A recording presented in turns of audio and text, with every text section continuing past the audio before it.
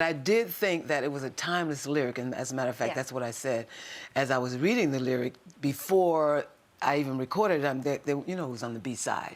Oh, wasn't it? Oh, yeah, it was on the B-side. And they told me that they, you know, they made a deal to record the song that the record company had asked me to record if they could write the B-side. I'm like, what are you, stupid? You're going to put this on the B-side?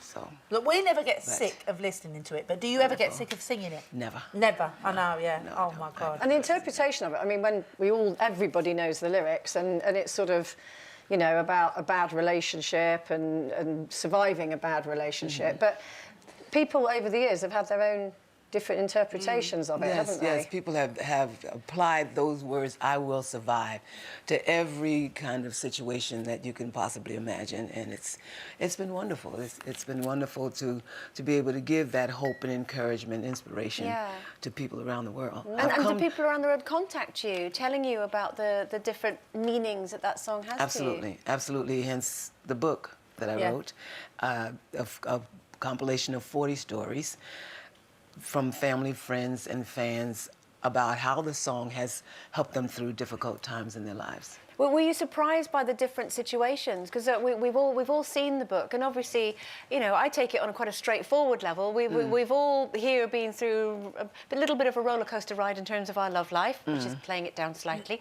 But that song has resonated in that way. But I was very surprised at the sort of broad spectrum of stories.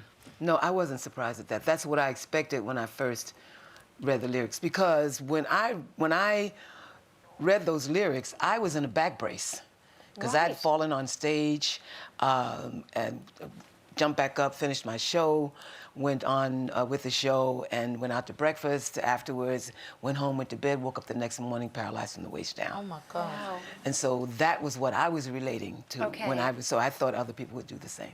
Well, you're also actually a bit of a survivor psychologically as well, because reading the brief about you, your dad sort of walked out before you were born, and you had a very sort of patchy relationship with him. And I think you've said yourself in the past that that sort of lack of a blueprint of a man in your life, a male figure, has had quite an impact on you, absolutely. hasn't it? And I think that it does on every woman that doesn't have, and men as well, who don't have either a father or a father figure in their lives, and we didn't have either.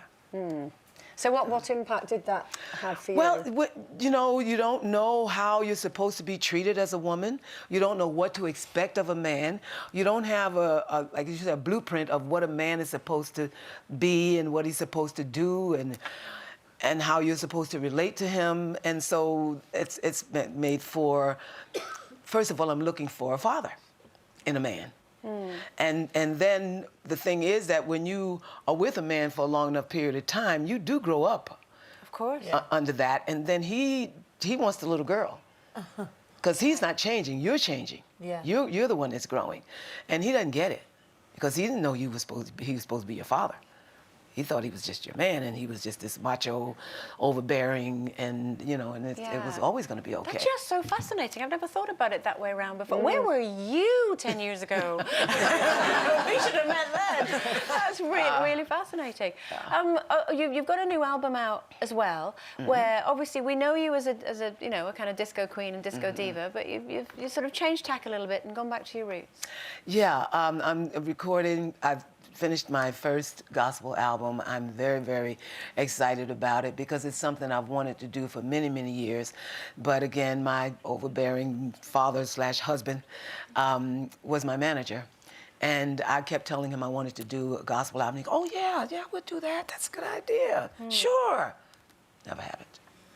Okay. So Are now, you and your husband still together, Gloria? No. I stayed at that party way too long. 24 years, I believe. Wow. Yes. Yeah. Yes. We were about to renew our vows for the 25th wedding anniversary, and I was like, you know what? Nah. So how? but what was it?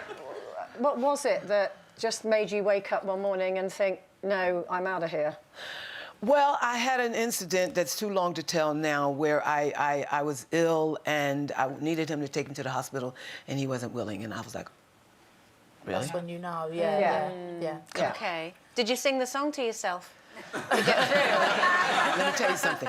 Right after that, I had a show and I did a marathon version of it. Could you give us a wee cheeky blast now? Do you think you could give us a little song now? Oh, no, not I will survive. Oh, as long as I know how to love, I know I'll stay alive. I've got all my life to live, and I've got all my love to give, and I'll survive. I will survive. I will survive.